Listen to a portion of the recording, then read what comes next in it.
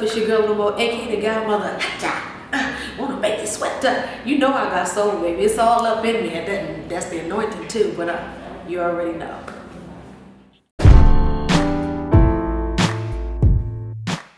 Alright, Mo, so you got the new album coming, SCARlet Letter. Tell us, what is the SCARlet Letter? Well, the SCARlet Letter is basically self-explanatory. It was a book we all have read in high school, and just basically the thing behind the SCARlet Letter is everything that someone can try to use against you to try to destroy you, you have to use that as your foundation and build yourself up. Being as though that I'm on reality TV and a lot of things in my life played out in front of the audience. My life basically was being showcased. You've seen a lot. You've seen me have children, divorced, so many things that I would say like Christianity frowns upon. Mainly what the SCARlet Letter would be far as maybe fornication, I guess living in sin, adultery, smoking, drinking, cussing, all of them negatives. But I turn it into a positive, and not only is it a positive, but I turn it into therapy. So this album, the SCARlet Letter, is therapy for me. Like, I'm not perfect, I'm not an angel, but at the end of the day, I'm human, I make mistakes, and I own up to everyone that I've made. I don't regret anything, but at the same time, I'm learning from actually seeing myself. We just like, okay, I know I could have done that better, but because I was going through so many things, that was my natural reaction. So the SCARlet Letter is basically my natural reaction and therapy and just everything that's makes up every component and piece of Lil Mo. Right. So would you say you approach the writing to it by just stuff you've been through over the years and through life? What I've been through, what I've seen people go through, topics I see discussed, social media, like so many things. It was so many elements that went into, making sure that this project lived up to its title, as well as me not being on the scene for a while. I had to make sure that I came back with some good music. No sense in having this, ooh, this is a messy title. Ooh, this sound like this gonna be some tea. This sound like this gonna go, and then you be like, what? That don't have nothing to do with the subject line. So I made sure that the theme and everything, like I stuck to my script as I do with everything else that I do, because I just want to make sure that I don't want to lose people trying to be too deep. You know what? Just keep it basic enough that people can understand it, and they can be like, yo, I feel you. I can see how we relate. So it's basically getting back to the essence of what you know and love about Lil Mo, the girl that started out with the blue braids and everybody got kicked out of school for, whatever the case may be. I'm taking it back to those days. Right. Now, has being on the R&B Divas and having that different type of exposure, has that made you approach the music any differently than you had in the past? Because you're a veteran now, you've had albums. Oh, thank you. Yeah. I don't approach it differently. I've just always been confident in who I am, and so I think I approach it more aggressively, because I always talk so much about, oh, this person can't sing, they ain't got no song on the radio, they ain't got this. So I have to make things more friendly to all the things that I'm not hating on anyone and their success or what they do, but there's a lot of people who I feel slip through the cracks that, sometimes when the real singers are absent or have fallen back or taken a break, which I think we are allowed to do, because people think you're supposed to put out an album every week. It's just like, you just have to, one thing about me is I'm always keep it real. So I know that even coming up with the concept of the title of the album, the concept of the album, the song selection, all of that plays a part. So everything that I'm doing from this day forward, from reality TV to the album to the book, I just have to make sure it all makes sense. Right. Because I know that I'm a big much, and I can easily go over people's heads or be like, you know what, that's just too much. So for everything that might be too much from the music, there go a book. You think it's too much for the book, here go a movie. Too much movie, well, here go the show. But damn it, you got to take something away from this. So yeah. So the new single, Should Have Never Let You Go. Talk about that and kind of what made that be the one you want to lead off with. I wanted to lead off with Should Have Never Let You Go because, social media plays a big part in everyone's life today. And I always see these little memes and like blog posts about people saying this thing called hoes be winning. And you're like, what does that mean? And it doesn't necessarily try to degrade someone because of their preference and how many times they will, and people they share their self with. It's basically saying that, like, yo, you have to embrace the fact that you may have let a good one get away. You may have pushed him away, you may have given him away, a hoe may have stolen away, whatever the case may be. There's someone out there that you just sit back and you're just like, dang, like, it wasn't even that serious. And I look at a lot of situations that are panning out in front of the media. I don't know, you can always tell when somebody about to go through something because they always change their hair. Now, recently, in the blogs, we see that, like, Wiz Khalifa and Amber Rose are going through something. Listen, I would have never expected them to get together, but, like, I know once they sit back, because it just seems like they just, to the media, it seems like, to us, it's like it just all of a sudden, they just talking about we get a divorce. I was just like, but just 2 weeks ago, she was making it clap and she was popping it on the handstand because his album came out. But I know how it feels to be rooting for the person that you're with, and 2 weeks later, you be like, oh well. Now, even though I know, I'm not going to say for myself, I should have never let them go. I know looking back, it's a couple of people that I've dealt with that they like, yo, Mo is the one I let get away. But you just, maybe you can't handle it. Maybe you can't handle, there's a big difference between Cynthia and Lil Mo. And a lot of times I've been in relationships and I've been Lil Mo.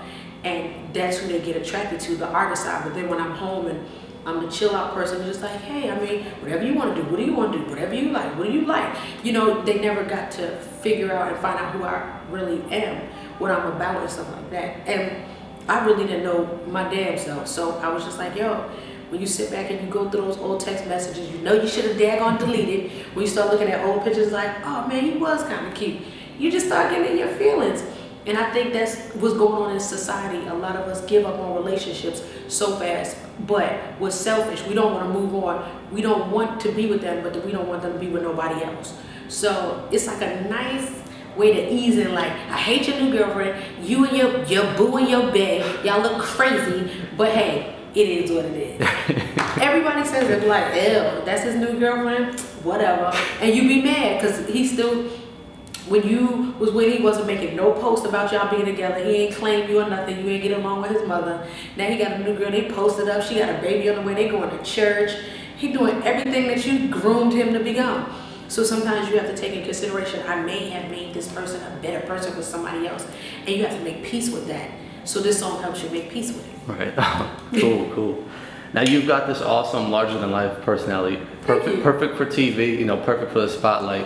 Was there ever any hesitation when they came to you for R&B Divas? Because it seems like a perfect situation where people can really take to your personality. Oh man, it wasn't any hesitation, and the reason why is because I had got approached about a couple of reality shows, but the reason why this one caught my attention because I knew that it was allowed to kind of go there when it came with the drama and the antics and the comedic side, and you know, they don't want to totally be nostalgic or just go for an older audience. I know that they were trying to bring in a younger audience and, you know, like different, not only the recycled viewers, people who faithfully turn in, but new viewers that might be like, okay, I haven't heard of this person, but I know this one, or okay, I've heard of her, you know, just to pick up and not pick and choose, but pick pieces of each of our fans and make it a whole collection of a show, and it makes for great ratings because then you get to see your favorite artist or maybe your least favorite artist act up, sing, turn up, do whatever it is, but it's their reality. So there was no reluctance because I knew it wasn't going to be any violence, and I knew that TV One and Think Factory, there's a certain standard that they have with that brand with R&B Divas. Not only just in LA, but ATL. It's just like, yo, like we know stuff gets real behind the scenes. When you're with someone for 10 weeks straight and you're with them every day, something is bound to happen. We want to see that natural reaction because we know ain't no daggone way you gonna sit in your house or around people for 10 weeks and nobody's gonna get on your nerves. Nobody's gonna make you laugh. Nobody's gonna make you smile. Nobody's gonna hurt your feelings. Nobody's gonna make you feel some type of way. So that's why I was just like, yo, I think this is the perfect not only platform for me and my fans, but it's also for me to be around my co-workers, which are artists, which is Chrisette Michelle, Leela James, Claudette Ortiz, Shantae Moore, and Misha Lay. It's that balance. We all have our, some of us have the same fans, some of us have new fans, some of us have created some enemies. But at the end of the day, we all tell our story our way. Nobody else can't tell it but us. And do you feel like it's been what you expected, better than you expected? It's been more than I expected because I honestly, you know, you never know with these shows. You could do one season or one episode and they'd be like, oh, out of here. Norbit is out of here, because you just never know. Like, what if my personality was too big? But the reason why I think I was prepared, because I've done radio, and TV, they kind of work hand in hand. Because just think, if I had a #1 show when I was on radio and people didn't hardly get to see me, they just heard me every day for 4 hours, Monday through Friday, a couple of seconds between 2 and 6. If they love my personality and they just heard me, imagine when they get to see and basically feel like they can reach out and touch the person that they're devoting their life to, 1 hour a week, you know what I'm saying, staying up past their bedtime. So it's just like, yo, the fact that people stay up at 10 o'clock at night, that ain't no early special, you know, just to stay up and watch us. I'm just like, yo, this is more than I expected, anticipated, and we're about to go into a 3rd season. Like, our 2nd season just ended.